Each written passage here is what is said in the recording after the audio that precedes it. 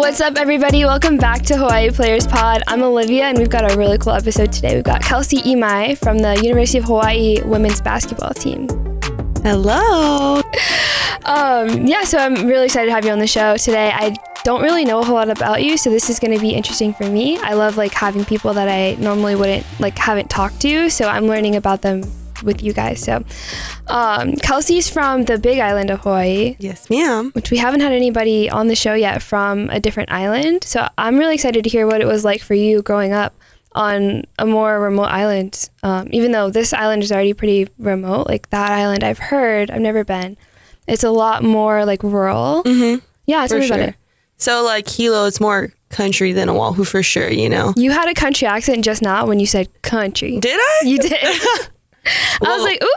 That's a first, because usually from where I'm from. Usually it's she has really bad pidgin, which really? I had to work on when I came to Oahu because it's not as strong here, I feel like. But yeah, growing up in Hawaii, very family orientated, you know, friends are family, you know, everywhere you go, you know somebody. Right. So super cool. So you mentioned pidgin, and that's really interesting for me. When I first moved here, I didn't understand it. Mm-hmm. Because growing up in Virginia, I've heard of patois and broken English and things like that, because we have Jamaican people a lot. Mm-hmm. Whoa, that come to Virginia. So when I came here, I thought it was a dialect of that. Mm-hmm. But I've learned from being here, there's different dialects for different islands. So are there things that people in Hawaii will say in pidgin that you will understand because it's not the dialect that you guys speak on that island? I go to Kauai a lot, so I understand their dialect because my sister and her wife live there, so I go and I visit them a lot. And then over here, I don't think it's it's pretty similar, but on the Big Island, if I say things that I learned on the Big Island over here, people will be like, what does that even mean? Yeah. And I think my biggest thing would be bocha, which means to go shower. And I'll tell my family, I'm oh, I'm gonna go bocha, and they're like, what did you just say? But it's so natural at home. That's what I learned growing up as a kid. My parents were always go bocha, go bocha. Yeah, this is my first time hearing that word. I'm learning something new every day. So would you say that pidgin is your natural state of dialect? Yeah, speaking? For sure. When I go home and every once in a while I'll take my teammates home with me, and they'll be like, oh my God, Kelsie, you are a completely different person. I cannot understand you. But that's just what comes out naturally, because that's how I, just how you grew up people, speaking.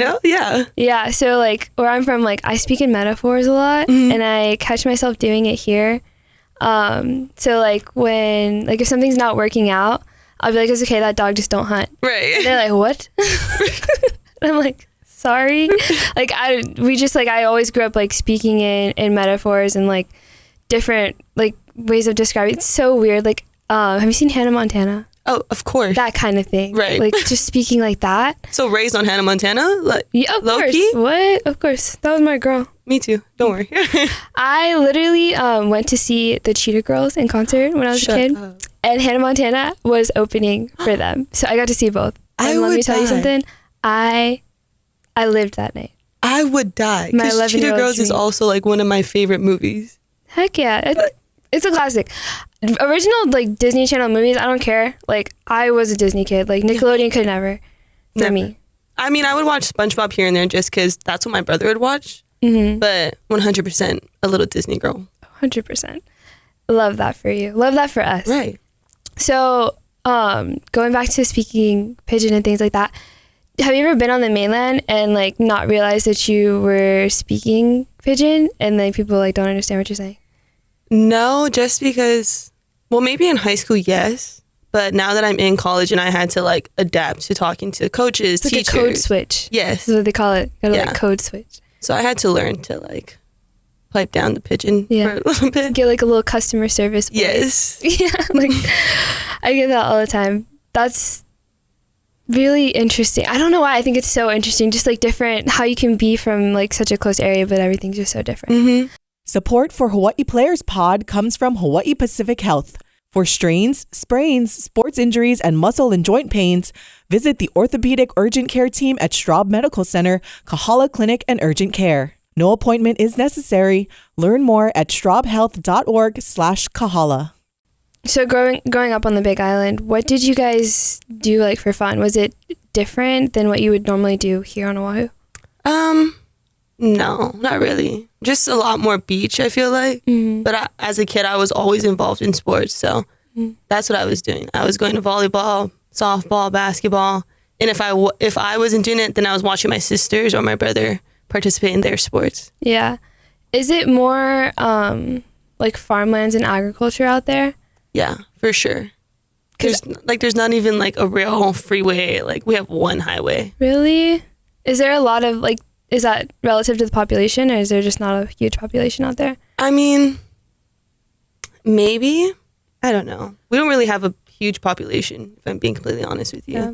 And our island is so big, and like most of the towns are just kind of spread out. Yeah. But everybody's kind of different in their own way from their town. So then when you came to Oahu, like, does it feel like a big city to you? Oh yeah, for sure. I would be excited to come to Oahu because it'd be like, oh, we're going to go to the city. We're going to go to the mall. We're going to get to go to like Dave & Buster's and stuff. Like we don't have that in Hilo. Our mall has maybe like 5 solid stores that you can get clothes from. Really? We don't even have like a shoe store. Our shoe store is Famous Footwear. So it's really remote. Mm-hmm. Did you come to Oahu a lot growing up, or did you mostly stay? Yeah, I would come a lot, but every time I came, it was for some type of sporting event to like watch my sisters play. Traveling. Or if I would play. But I do have family here. So every time I'd come, like I would stay with my family. Okay. What kind of family do you have here? My mom's sister. Okay, so your aunties, like blood aunties. Blood auntie, yeah. Gotcha. And then do you have just like family friends that you consider family out here too? Not coming in, but like now that I've been here for sure. Yeah. And that's because I go to my aunties all the time, and then I meet their friends. Right. And now all of a sudden I have like 50 new cousins. Right. Yeah. So the rule of thumb is if my mom knew you before I was born and they're still friends, you're my auntie. Yes, for sure. That's Everybody's auntie. Over here, everybody's auntie, uncle. And if you're my cousin, but you're more than 10 years older than me, you're also my auntie. It's just how it works. Yeah, yeah. You know, like if like your cousin, but they're like your mom's age, that's my auntie. Yeah. That's not my cousin. It's just, that doesn't feel right. That's how it is for me too. Yeah. And then when you're coming, like, I guess you're not too far away from home, but I guess it still feels far away because you have to take a plane still to get home. Do your parents come out and visit you a lot? My parents come to every home game. Really? Yes. They fly here? They fly here. That's so special. So my dad, like in the beginning of the year, there'll be like a sale in Hawaiian Airlines or a sale in Southwest. Oh, period. Like Southwest. $30. He'll just automatically like look at my schedule, and then he'll book all of them. And they'll try to come to one preseason game in the mainland, but they didn't come this year because it was just bad timing and whatnot. But they come to all my home games, and they come to Vegas when we go to the Big West. The Big West tournament. That's a fun one. That's a really fun one. In high school, I was reading your player profile. You played volleyball, basketball, and softball. Where did you spread those out? How did you do all 3? So volleyball season was in the beginning of the school year, and then during volleyball, I would also be like going to club basketball practices after volleyball practice for high school. So you were doing both sports at the same time? Yes. And then when high school basketball season came around, like I only focused on basketball. Okay. And then softball, same thing. Okay. I would play basketball and softball. So were softball and volleyball kind of just like things to do when you're out of season? You always like were basketball was like your first love? Yeah, for sure. And it was just like, it was fun to do something different and keep me active. Yeah. Is there a point where like you chose basketball as like, okay, this is the one I'm going to focus on? Yeah. So up until like 8th grade, I thought I was going to go to college and play softball. Like that's what I wanted to do initially. And it was kind of like, well, my sisters went and played basketball. How about I go do something different? And then I just like, as I go to, I was like, softball's kind of slow. Like I don't really, I had fun with it, but it was hard for me to stay engaged. Yeah. Especially coming from basketball. Yeah, especially when you're fielding, like when you're on the field. So my problem, I played softball very briefly. My mom was like a star softball player, and like her dream was for me to play softball. Didn't work out. I was always just doing cartwheels and handstands, like on the outfield. Right. And I got hit in the head all the time with the ball because I wasn't paying attention. Yeah. I think a real turning point for me was I had went to go play softball, in Vegas during November, and it was freezing. Cold. And I was like, I can't do this. Like, if it's not like the weather in Hawaii all the time, I'm not going to be outside playing softball in this cold weather. Right. Indoor sports. Okay. Indoor sports is where it's at. And the tans I would get was just always bad. Yeah, the little farmer's tan. Yes. And then like the hat, the forehead. The visor tan. I had to go to prom with a farmer's tan, and I was very upset. No. Oh gosh, I would have like fake tanned it. Did they have fake tan back then? I don't know. I really wasn't introduced to it until I, started getting more social media and whatnot. Fair. Like TikTok, like brought forth all the things, all the little hacks, things you didn't even know about. Like growing up, like I was a cheerleader, so all of like my teammates would fake tan, and we had like a couple brown skin girls, and like obviously we would never tan. This one girl on TikTok, she was like, even though I have darker skin, I still fake tan, and it made her skin look so good. And I was like, do I need to fake tan? Well, yeah. Lucky you're in Hawaii because you can just go lay out. Yeah, I'm naturally tan, so. But so in high school, how did you perform like in basketball? Were you like kind of the leader on your team always, or did you kind of grow into it? Well, my freshman year of high school, I kind of got thrown into the fire. They're like, you're going to be the starting point guard. You don't really have a choice. Mm-hmm. So I was the point guard with a bunch of seniors, and they're like my sisters now. Yeah. Whatever. But they would always yell at me and like get on me. But that helped me become who I am. So then when they left, we actually had all lower classmen. So so then you were already kind of seasoned. Yeah. So then they were so hard on you. After that, like I basically was team captain from sophomore year on. And yeah, I just. Do you like thrive under that pressure, or were you scared of it? In the beginning, my freshman year, I was a little bit nervous, but then like midway through season, I was like, it's fine. Like just play basketball. You'll be okay. Yeah. So, yeah. And then your older sister played basketball as well, you mentioned? Yes, both of my older sisters play basketball. So is that kind of what brought you into it? Just like that admiration of like wanting to be like your older sisters, or was it something that you kind of found on your own? No, yeah, for sure. Just watching my, so I have two sisters, Kelsie and Cami, and my oldest sister went to UH Hilo. Okay. And then my second oldest sister actually went to Utah State for a couple years and then transferred to UH Hilo. And I just remember like going to the college games and it just being so fun for me. And like, I got to meet all of their friends, and then all of a sudden I'm their little sister. And I just thought that relationship that they had with their teammates was super cool. And like that's something you want. Yeah. So, like that companionship, that camaraderie. Yeah. And then also like my brother. Like, oh, you have a brother too? I have a brother, and he played basketball, and I would go to his high school games, and I just always wanted to be involved. So I was like their little water girl, their little manager and whatnot. Aww. And then we're the little kids that are always wiping up the floors. Yeah, I would do that for my sister's college games. Really? No, they're so cute. They're always like standing there and they have the little matching shirts, and they're so like they run and then they're like it's actually so exciting, I promise you. And they have the best seat in the house to watch the game. Yeah, front row.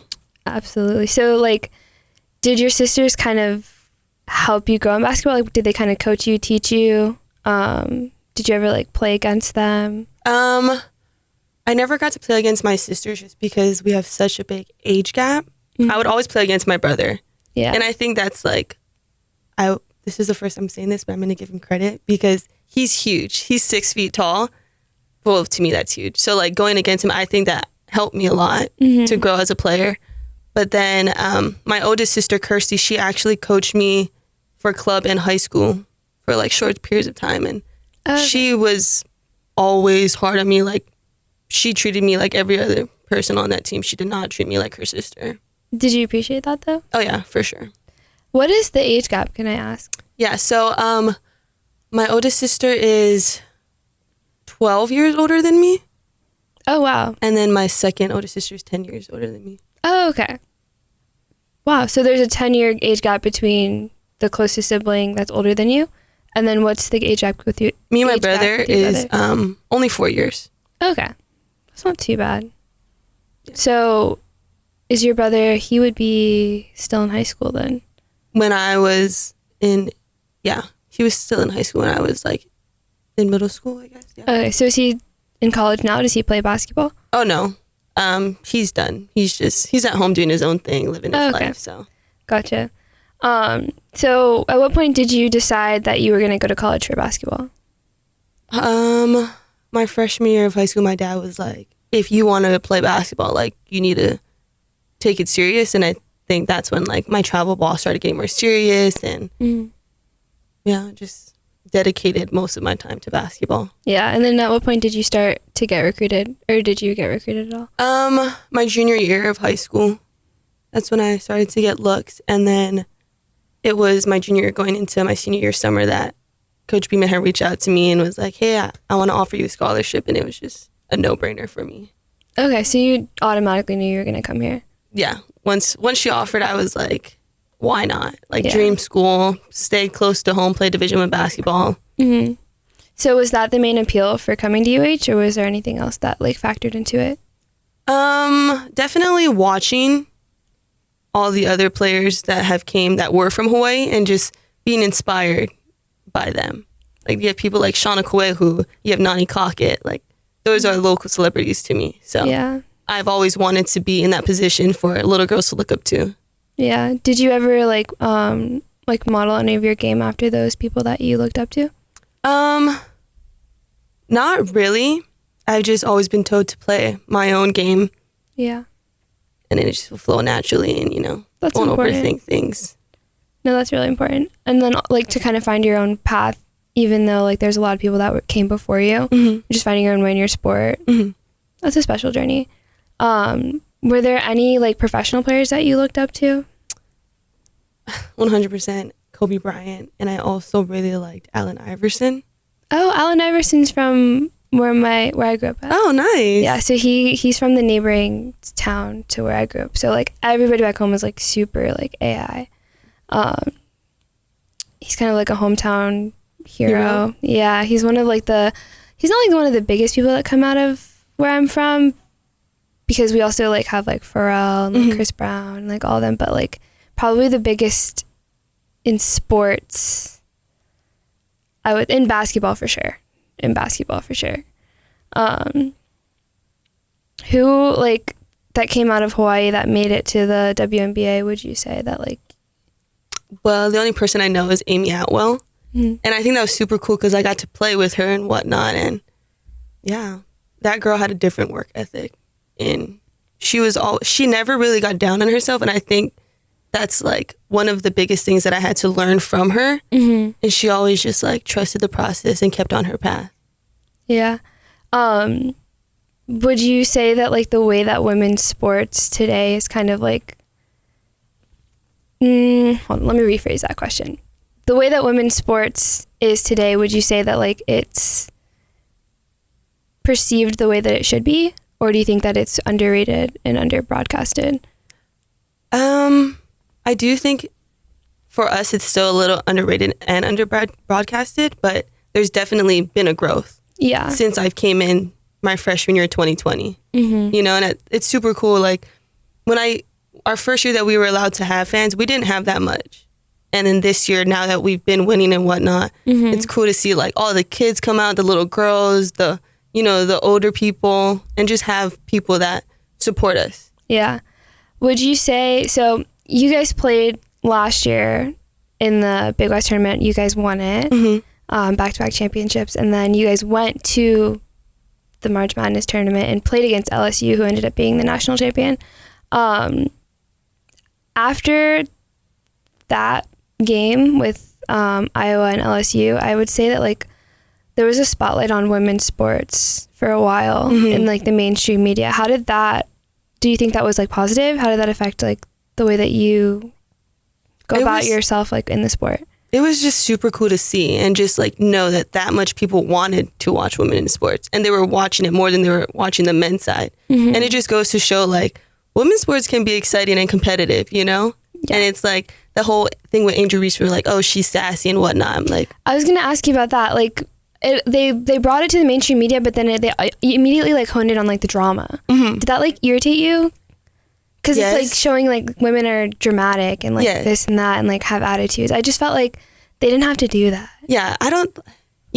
People say like women are dramatic or not, but I just think that we're just really passionate. Like for me, I'm really passionate about my sport. Yeah, and I show emotions on the court, and I feel like that's what gets me going. That's what gets my team excited and whatnot. Mm-hmm. But it's like you don't ever see them saying that kind of stuff about the men's side of it. I was exactly, because like I feel like people like Draymond Green or like, you know, whoever, they have like outbursts on the court and it's never talked about again. Like they only like talk about the game. Yes. And like how the game went, like how it was played, play by play, whatever. But then like women have like outbursts on the court. Like all they want to talk about is the drama. Yes. And like Caitlin Clark versus Angel Reese or like whatever the case may be. Like they always have to like A, pit us against each other. Mm-hmm. B, like hone in on the drama to like sell the headline. But I think that they fail to realize that you don't have to have like a crazy headline to sell women's sport. Mm-hmm. That in it and of itself is exciting and people will watch it. Yes.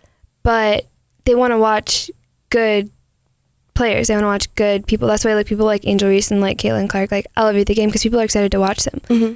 I will not lie. That was the first time I ever watched a women's basketball game on TV at home. Was the national championship last year. And exciting. It was so exciting. Right? And it was cool to watch and it's different and it's like refreshing and it's something that I think people should like respect more. For sure. But people just always like they search for the shade. Like that's the reality of it. But I think it's good that there is like players like Caitlin Clark and Angel Reese that are able to be like, no, like we don't hate each other. Like we're just competitive. Right. And for it to come from both sides, just should, like it should show a lot about them as people and as players. And it's okay to be competitive. Yes. Everybody's competitive. Everybody's passionate about their sport. So like have you ever gotten that like backlash from how you've acted on the court or anything like that? Oh yeah, for sure. Multiple times, yes. And it's like she said this to me, like, you know, I try not to talk smack, but like if I'm in the game and I'm flowing, like I'm gonna say something. Yeah. It's just gonna come out naturally. But it's not out of like disrespect. It's just me being competitive and just being in the moment. Yeah. But, like, can you recall like a specific time?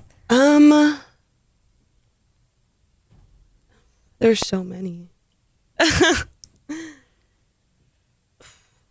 I swear a lot. So that's okay. Well, this past game I had like I had got an and one and I was like and one like, in her face. Mm-hmm. And Coach Beamer was like, Kelsie, like no, like don't do that. Because another thing is like if I act like that, the refs are automatically like technical foul. What? Yes. They don't do that to guys. They don't do that to guys.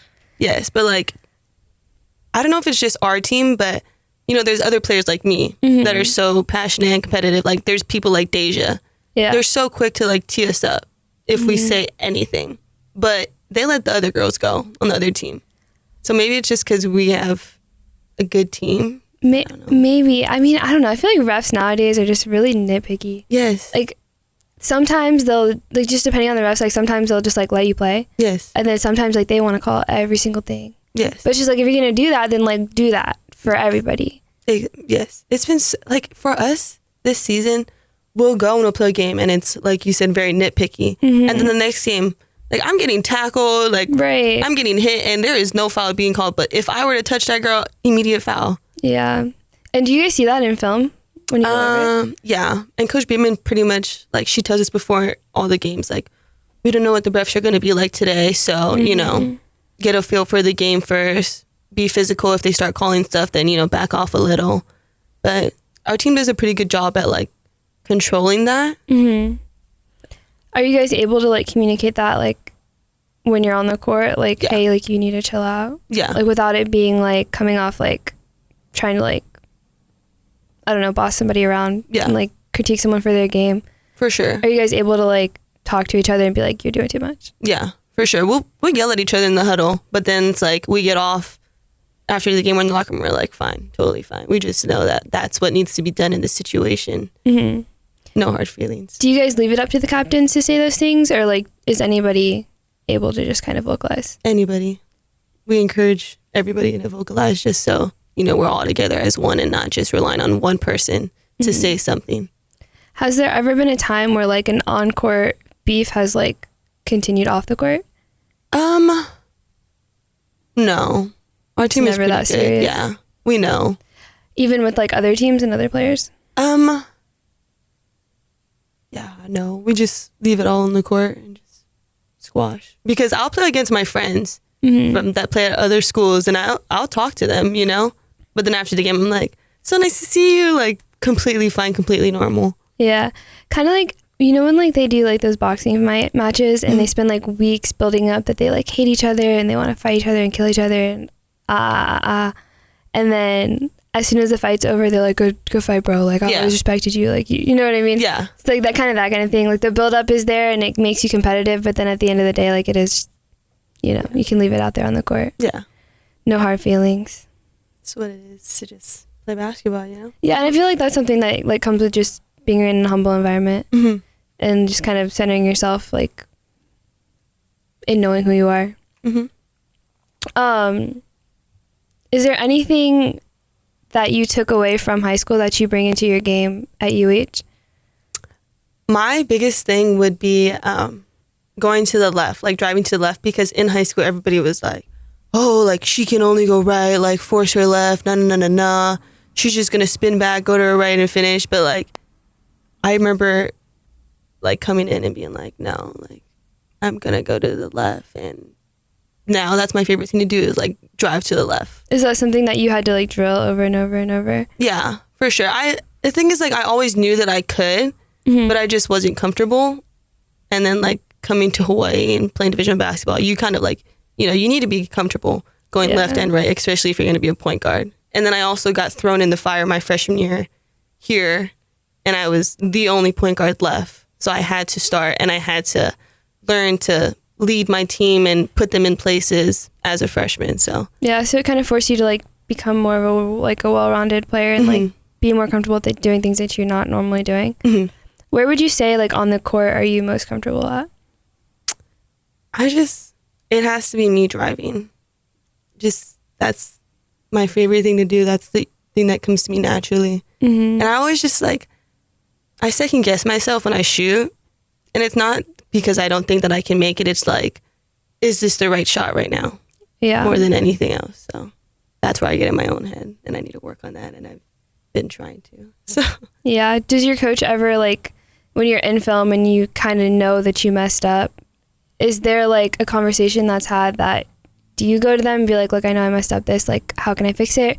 Or do they kind of like come down on you pretty hard?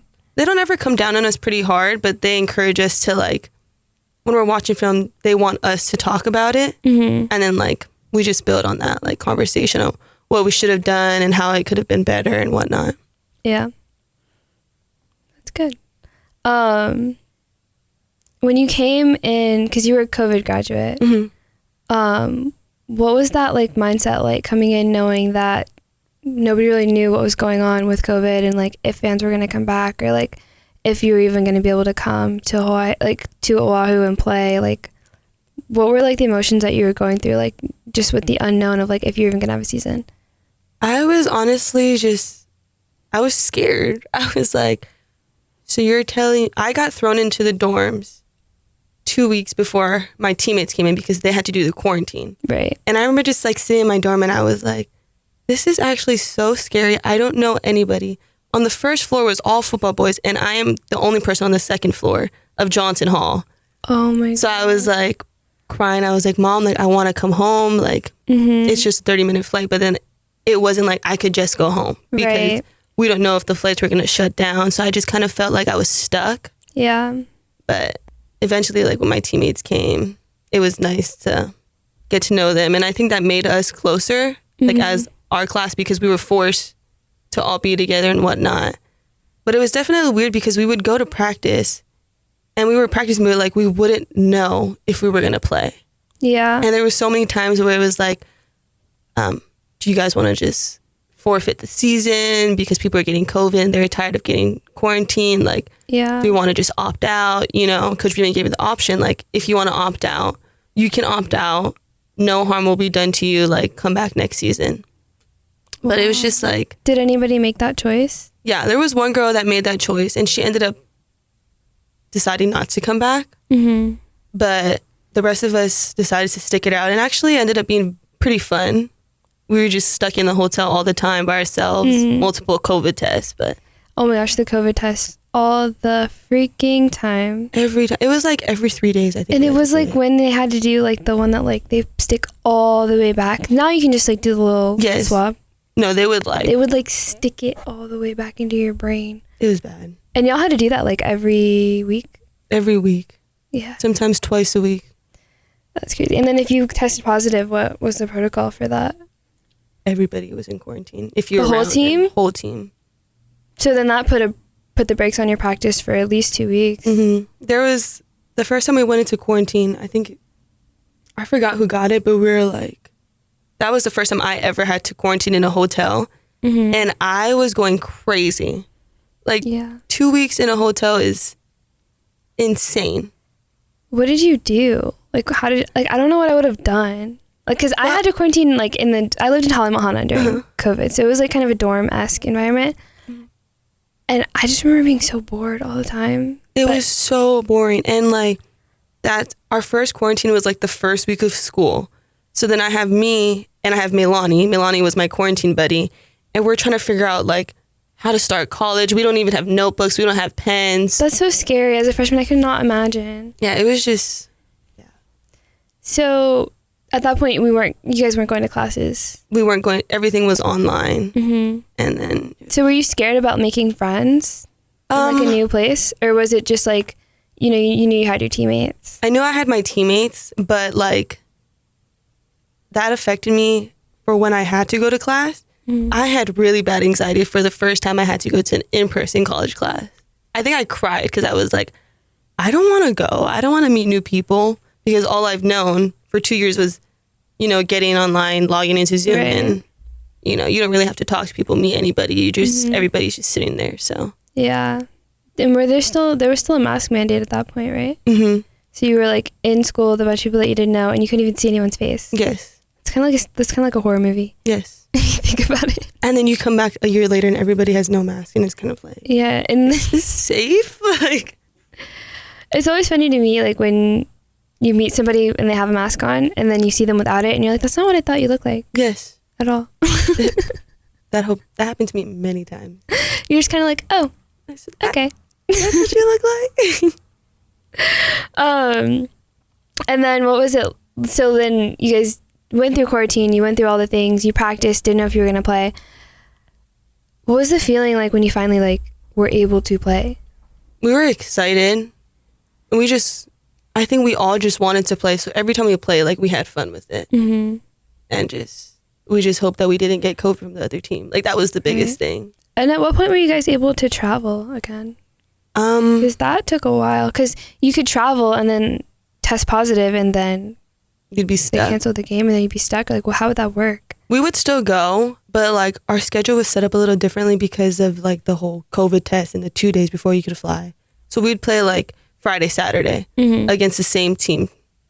And that was, like, weird because, it's just 2 of the same games in a row. Oh, because you have to play, normally you'd play each team away and home. Yes. So then you just play both the same time. Yes. So that there's less travel. I mean, yes, less I travel. see the logic. Less risk of COVID being spread or whatever, but I don't know.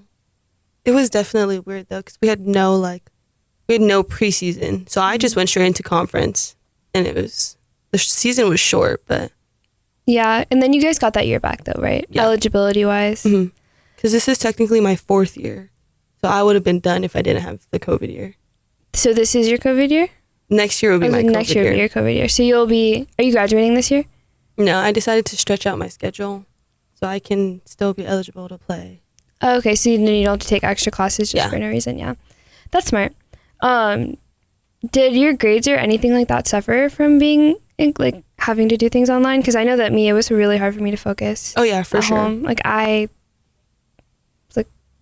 would like find an excuse to do anything else. This is horrible, but like I always had a class after weights, and I would log on, turn my camera off, and I would go to sleep because I was like, everybody else has their camera off. Nobody's really paying attention. How will they know? As long as I log in, like that's my points for the day. And it made me really lazy, and it did affect me when I had to actually go back to school and like do my work. Yeah, I was gonna say, like, do you feel like your education suffered from that? Yeah, for sure.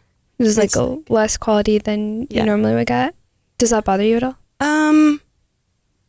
Kind of, but it's like something I definitely had to work on because it was like, oh, like I don't want to go sit in class, and like I don't want to do this homework right now. And I actually have to do work like in front of me instead of doing it online where I could just cheat. As bad as that sounds, like I could like Google something like. I mean, everybody today. Let's be honest. Yeah. but so then stepping into like more of a leadership role this season, how has that been? I definitely had to find my voice and just find ways to communicate with my team so that it would be effective. And I think that's probably where I had the most growth from last season to this season. Yeah. And then do you feel like you're still growing as a player? Oh yeah, for sure. Do you think you'll grow as a basketball player like into the WNBA or into a professional league? My parents or my dad, he really wants me to go play like overseas and whatnot after college, but I'm like, Dad, if I'm being honest with you, like my body is tired. Like I don't know how much longer I can do this. Yeah. But I also just can't imagine basketball not being in my life. Yeah. That's a hard one because who do you feel like you are outside of basketball? That's such a tough question for me because like that's all I've known, you know, especially for the last 4 years. You go somewhere and be like, oh, like you play basketball for UH, nah. You know, like that's what I'm known as, and I'm expected to act a certain way just because I'm a part of the team. Right. So I couldn't tell you exactly who I am without basketball. Do you have like an idea of what that's going to be like if you do have to like ever stop playing basketball? Yeah. Or is it just a scary thing that you don't want to think about? Yeah, I think it's definitely scary, but I told myself, if I can't play basketball, I'm still going to find a way to be involved, whether that be like coaching or like going to watch my nephews play and whatnot. Just, I think as long as I have some type of basketball around me, I think I'll be okay. But like if I didn't play basketball, I would like to go and be like a counselor or some type of teacher. I don't know. What's your major? HDFS. What's that? Human Development and Family Studies. Okay, so if like a career outside of basketball, like that would be something like you would go into like teaching or counseling. Yeah. That's it. So you do like being around kids and like helping kids, or would it be more like older age? I do like being around kids, and I learned that from doing all these basketball camps. So, yeah, kids, but not too young because little kids are hard. Little kids are hard. But like maybe like 5th grade. Yeah. I don't think I can do high school because like high school kids are stank. Yeah, they're so stank. Somebody gave me attitude. I'm quick. Like my mouth is too quick. So that's what I'm saying. If you want to play the bad attitude game, one of us is going to win. Right. One of us is going to be better at it. Yeah. And I got a lot more experience than you do. Exactly. Do you want to stay in Hawaii? I don't know. Like a part of me wants to go back home to Hilo just because like that's where I love it there. That's where my family and that's where my family is, my friends are and whatnot. But I do think that it's important for me to go try and be on the mainland just because I never lived there and just get that experience to see if I like it. And, you know, there might be a good opportunity for me out there. I don't know. Yeah. Where on the mainland would you want to try out? I've always liked Oregon. So I think I would go to Oregon. I go to California too much. I don't think I could live in California. No. But maybe like Washington. I would have to keep it on the West Coast. That's a lot of cold states. You said you don't like the cold. I don't like the cold, but I feel like it has to be somewhere that has like a lot of trees and greenery. The East Coast? I don't know if I could go to the East Coast. Have you ever been? I've been to Chicago. Is that the East Coast? Yeah. I don't know. We'll call it the East Coast. It's the other side of the... I hate it in Chicago. Chicago? Okay. Chicago's not... It's different. So we have like on the East Coast, we have like the Appalachian Mountains, the way that the West Coast has the Rocky Mountains. So our mountains are like, they call them the Smoky Mountains because they're much older. So they're not like spiky like the Rocky Mountains and they're like rounded. And there's so much like greenery on the mountains that the condensation, there's always like clouds on top of them. Oh. So they look like they're smoky. Oh, that's so cute. So we have a lot of greenery and like a lot of like, it's a little bit more hilly, not as flat as the West Coast. You might like it. I probably do. Like, maybe not. So I wouldn't recommend Virginia to anybody. Okay. I grew up there and like, it's okay. But like states like South Carolina, North Carolina, Georgia are beautiful and they're a little bit warmer. But it has the greenery. It doesn't have like the tropical greenery that you guys have here, but it has like more of that like, it's more of like a swampy kind of area. And that sounds really bad, but it's not. Like it's really pretty because it's just like more of like that ivy, mossy kind of vibe if you're into that. Yeah. It's less like palm trees and stuff, but it's more like, I don't know, like you would, like, I don't know, like that.